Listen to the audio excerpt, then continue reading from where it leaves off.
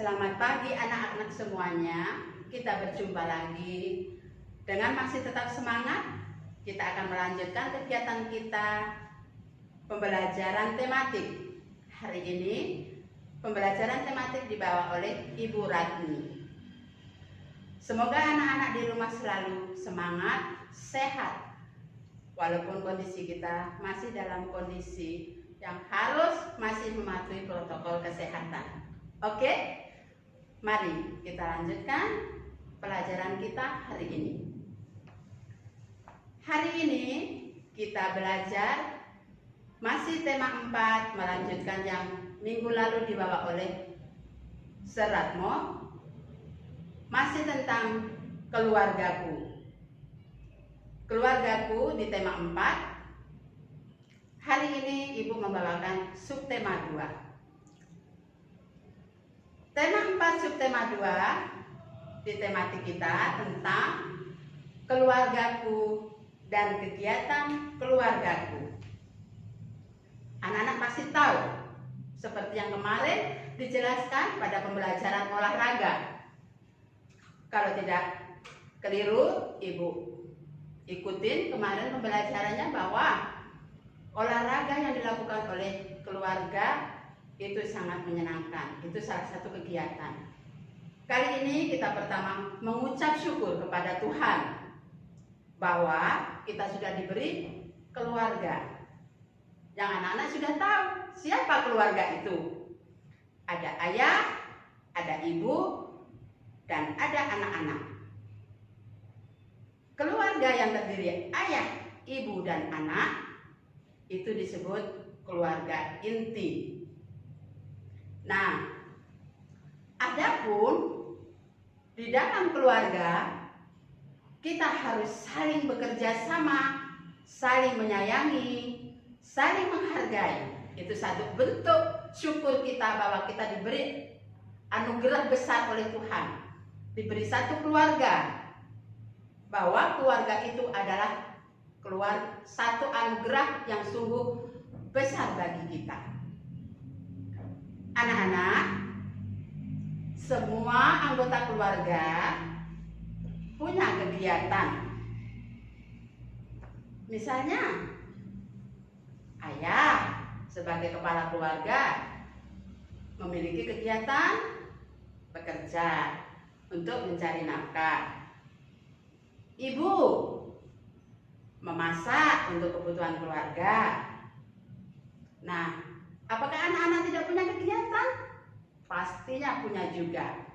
Coba nanti setelah video ini ditonton atau didengarkan, ada pertanyaan-pertanyaan yang anak-anak harus jawab.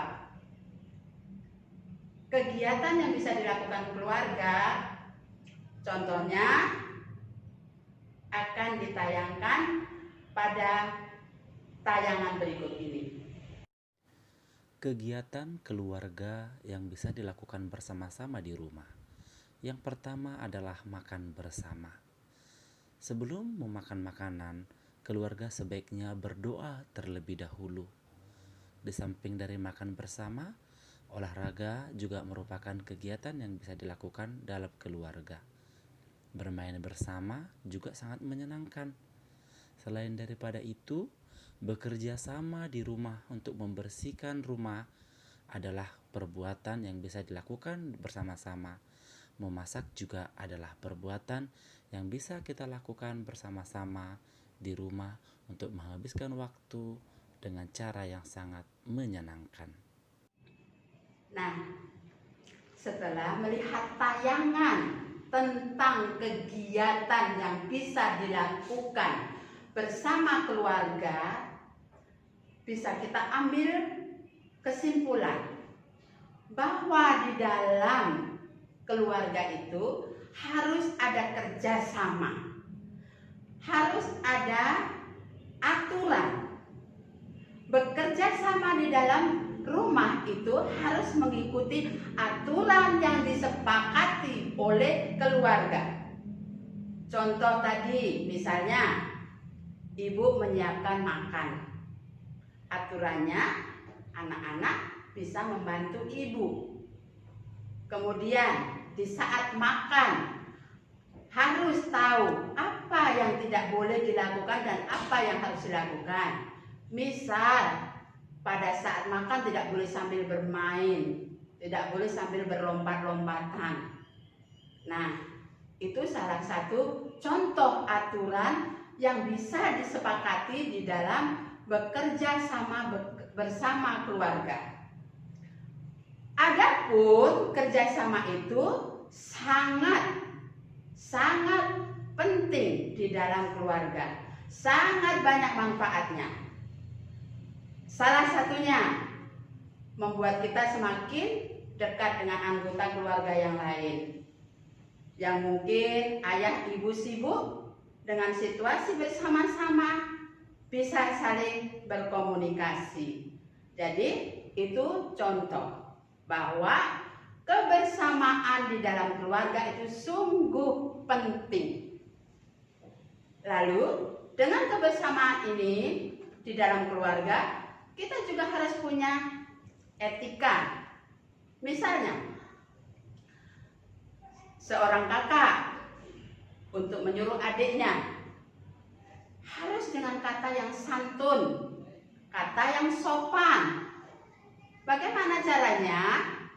Ada kalimat yang memberi contoh, ada kata yang bisa untuk contoh, kata yang digunakan untuk meminta tolong. Contohnya, kakak minta tolong sama adik untuk mengambilkan buku. Bagaimana kalimat yang baiknya? Dek, tolong ambilkan buku kakak yang ada di atas meja. Jadi tidak menyuruh, "Hade, ambilkan bukunya." Tidak, tetapi harus disertai dengan kata tolong. Itu. Kemudian setelah kita minta tolong, apa yang wajib kita berikan atau apa yang wajib kita lakukan? Setelah mendapat pertolongan dari orang lain, kita wajib mengucapkan terima kasih. Terima kasih adalah suatu ungkapan bahwa kita sangat menghargai pekerjaan orang lain. Jadi anak-anak harus ingat bahwa setelah kita meminta tolong, kita tidak langsung hanya diam-diam saja ya. Pasti anak-anak tahu harus mengucapkan terima kasih. Jadi untuk kebersamaan, untuk kerjasama itu sangat dibutuhkan di dalam keluarga. Nah, anak-anak semua, di dalam keluarga ada adik, ada kakak. Paling tidak 2 lah anak ini ya. Apakah anak-anak ini lahir bersama-sama? Tidak. Biasanya kakak mungkin umur 3 tahun. Adiknya umur 1 tahun. Nah, dari 3 tahun atau dari 1 tahun ke 3 tahun itu ada selisih atau ada langkah. Nah, berapa langkah dari 1 sampai ke 3? 1, 2, 3. Ya.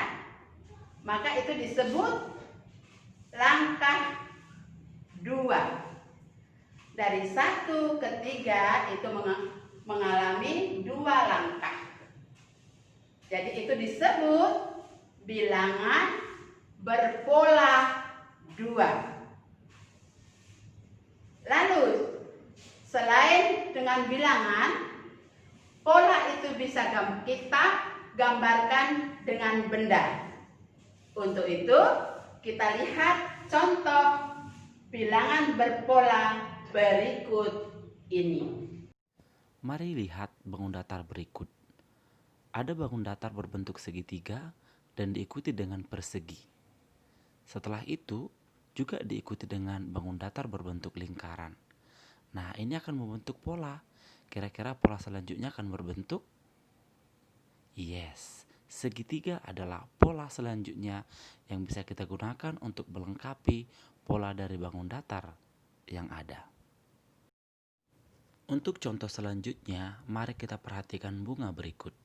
Pertama adalah bunga mawar berwarna putih, diikuti dengan bunga mawar berwarna merah. Setelah itu dia diikuti oleh bunga mawar yang berwarna hitam, kemudian bunga mawar yang berwarna pink. Nah, dari pola ini kembali lagi ke yang pertama, yaitu bunga mawar berwarna putih. Kira-kira menurut polanya, maka setelah bunga mawar berwarna putih akan diikuti oleh bunga mawar berwarna merah. Anak-anak, setelah kita tadi melihat tayangan tentang bilangan berpola, maka diharapkan anak-anak bisa mengerti dan bisa mengerjakan tugas-tugas yang Ibu berikan sesuai arahan, sesuai penjelasan yang Ibu berikan melalui video ini. Terima kasih.